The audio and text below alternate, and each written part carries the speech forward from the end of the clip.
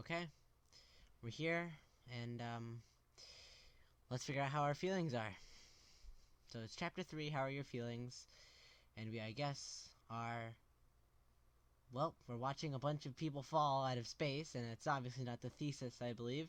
So we're gonna be watching our meat friends doing whatever the heck those meat friends do. So we've got a green ship with pipes on it that looks like an actual ship. Fun. And we've got a purple room. I enter. Oh, it's her. Hi. The prince's power. How should I make it? Should I just make it like Jade's voice? I don't even have a Jade voice. But, the prince's power grows. Jesus Christ! The night of blood falls. I feel him resonate through the void. Fucking great! Dude, can you chill for like even a single fucking second? Also, are you okay? Carcat is characteristically appreciative of the alarm call. Oh, pardon the fuck out of me for overreacting a little when my good friend Possessed Jade busted into my respite block at 5 a.m. Next time, I'll just pull the covers back and let her climb in. I am uninterested in this scenario.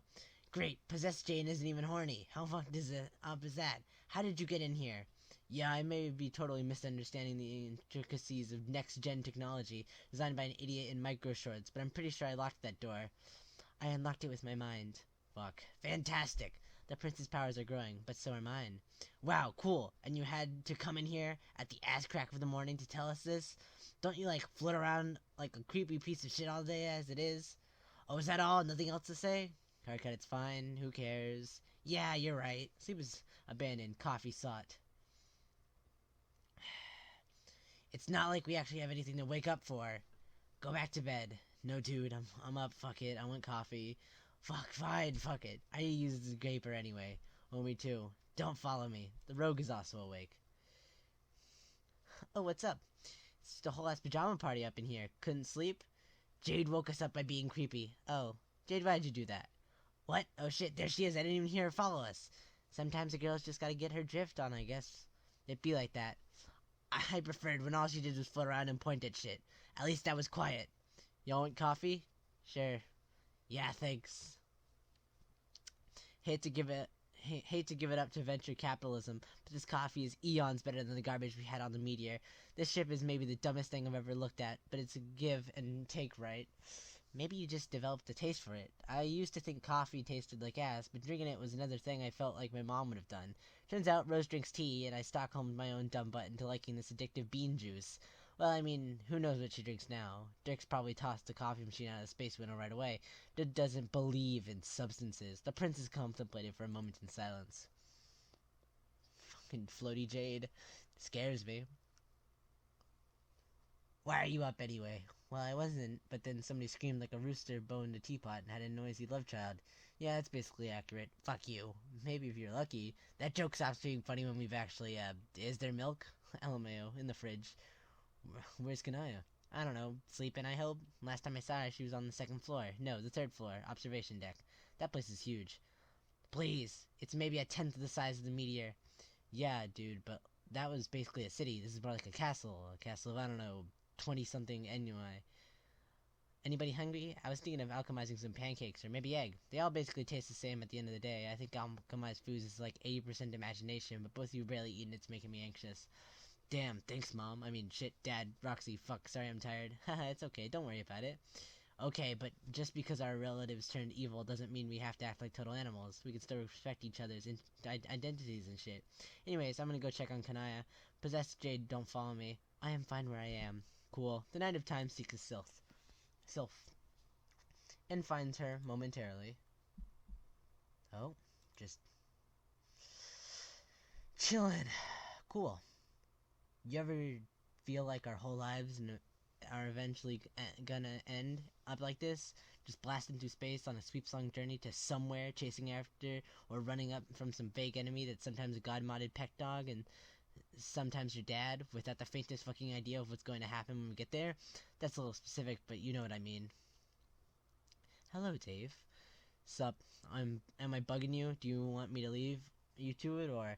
Not particularly, now that you're here, but shouldn't you be asleep? Shouldn't you? I need less sleep than I used to.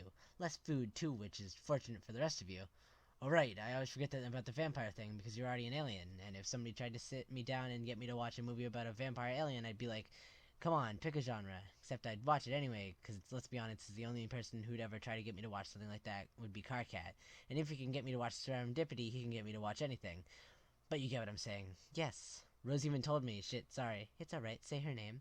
I just don't want to remind you of that shit if I can avoid it. You aren't reminding me of her as I rarely think of anything else. I close my eyes and I see her. I keep them open and I see her.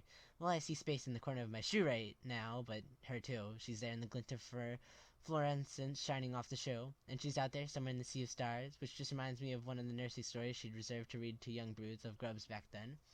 Oh, I still kind of have a hard time picturing Rose reading to kids. Maybe a dick thing to say, but she doesn't seem like the type.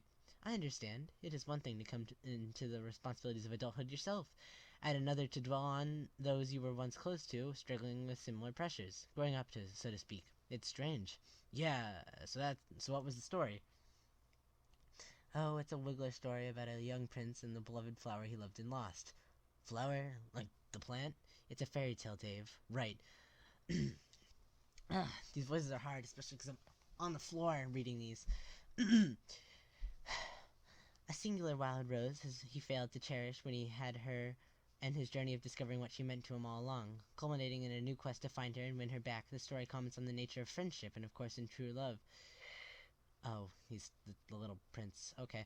How once they connect, there is no distance or circumstance that can separate them. How the worlds in each other's minds take on contours shaped by their memories of the other.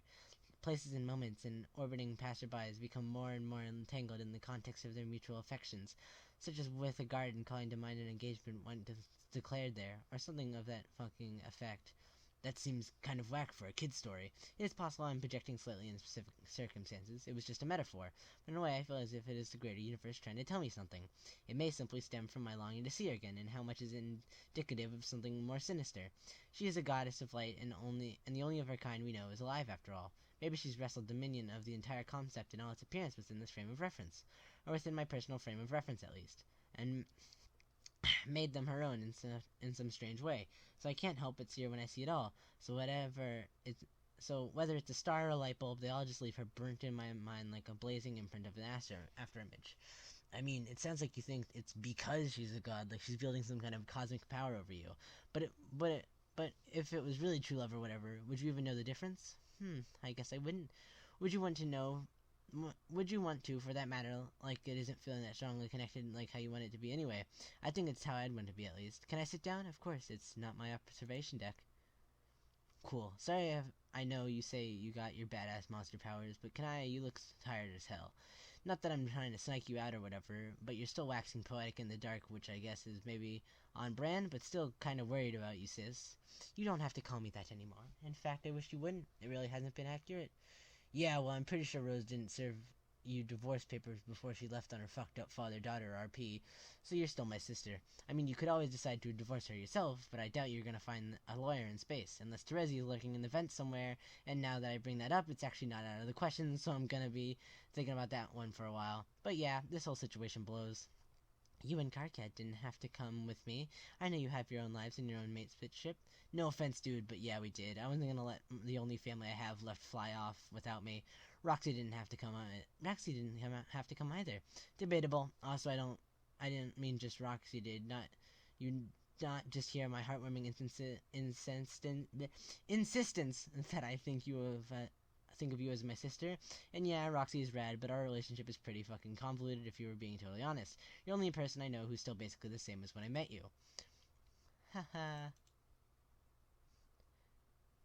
No, stay with me here. I know people grow and change and shit, and it's dumb to think you haven't improved or whatever since we met 10 years ago. But Rose, is gone. And Roxy isn't gone, but he isn't really the same as he was before. Maybe that's shitty of me to say, like I'm leaning in on my own internal biases. But talking to him feels different. And Karkat is the same big fucking tool he's always been, but our shit is different. Different than it was before. But yeah, you and I can always still recognize. I am quite easy to locate in the dark. Yeah. Thank you. For what? For reminding me why I'm here. Cool. Since we are sharing in this human emotion called friendship, what about you? What about me what? How are your feelings? Oh, those. Yeah, they're pretty good. Not much to say on that front, except sometimes your best friend disappears, and your other best friend goes into a ghost coma, and your third best friend fucks off to space with your dad. The dude you've spent the last 7 years convincing yourself is an egomaniacal anime villain, and who isn't actually lying in wait to completely decimate your life and your emotions and shit. Anyway, I forgot what my point was, but yeah, I'm fine. Though, what the fuck does that even mean anymore for any of us? Maybe it was naive to think that a bunch of 20-something trauma victims could run a society. Maybe this is better. At least that way we can't fuck it up worse. Cool how Earthsea existed for centuries, and then we show up and manage to ruin society in 7 fucking years. Maybe Dirk actually did the smartest thing he could. Fucking left. Perhaps, but he did leave arguably the 2 worst possible people in charge when he did. Man, I guess, but who knows, maybe Jane will turn out to be a great president. Maybe without Dirk's corrupting influence, Jake's ass will become a symbol of peace and interspecies harmony. At least everybody can agree on something. Shit has this always happened. Every serious conversation I have inevitably falls apart into riffing on a casual acquaintance's ass. Not to suggest anything untoward, but you appear to be a unifying competent in all of these scenarios. Could be, but all that aside, I really do think we're better off here. At least I am. Meanwhile... So, do you want pancakes? I can make pancakes. Do you think he's okay? Who? Dave.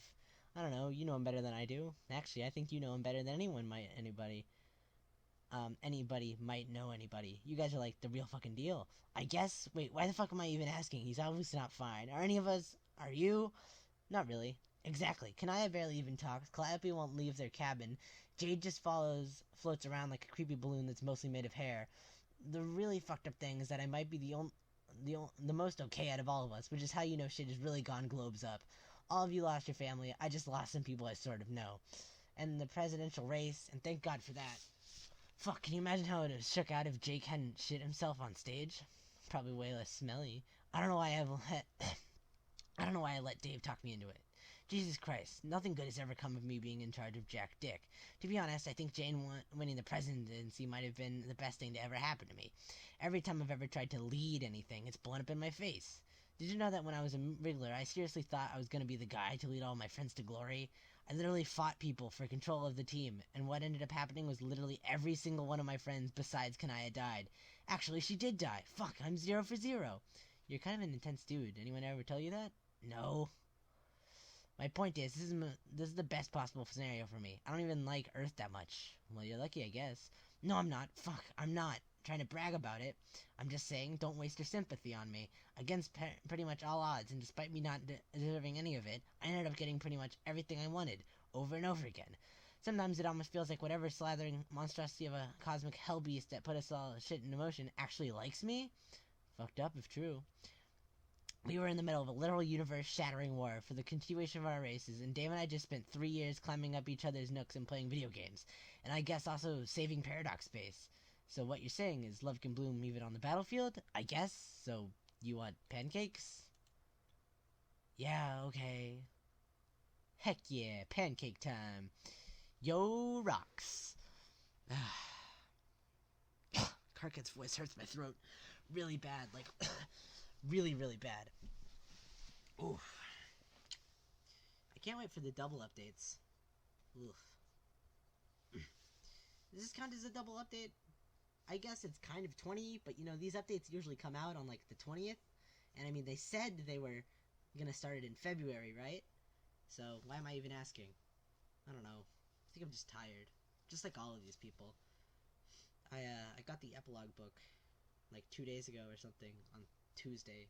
Yeah. What even day? It's Friday, isn't it? Ugh, that's like 3 days ago. And I've already read the epilogue like 3 times before. But every time it makes me a little more sadder. But a little more happier. But because I always remember that right after all that sad stuff comes this stuff. And this makes me happy every month. For the past 4 months. It's been 4 months since I started this. Ugh. And it also makes me happy that I'm just, expressing stuff. But, you know what, whatever. This has nothing to do with anything anymore. It's just me ranting about Homestuck, which I do a lot.